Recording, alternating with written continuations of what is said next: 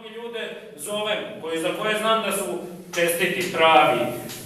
Ja dođem i kad ih pitam, pa znaš, mene politika ne interesuje. Pa to ko da si rekao, mene ne interesuje moj život.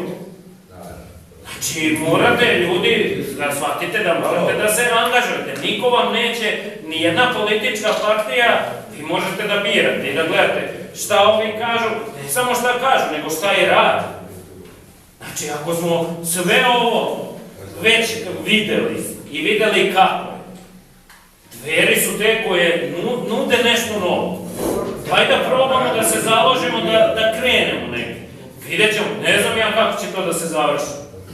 Ne daj Bože da postanu ljudi neki, kao drug, neki su i odustali i otišli od nas. I sada pričaju i protiv nas. Ali onaj gro ljudi je ostao. I mi se i dalje borimo za sve ovo što smo pričali. Ali je potrebno više ljudi da se za to angažuju. Ja kažem, bilo, znači vi koji ste ovde, daj Bože da mi sutra prođemo taj cenzus u to. Pa dajte da se aktiviramo, da mi kao neka, mi se ne verujemo, sigurno dovoljno. Ako budemo, daj Bože da ostvarimo velike rezultate.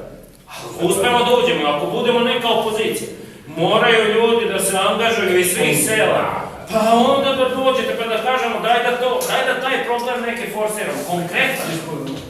Ali bez vas mi nema, znate kako je, Srbije bez nas nema ljudi, ako se mi ne angažujemo onda neće biti ni Srbije.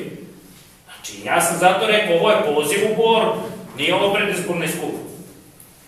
Znači ovo je poziv za opstanak. Ovo je zadnja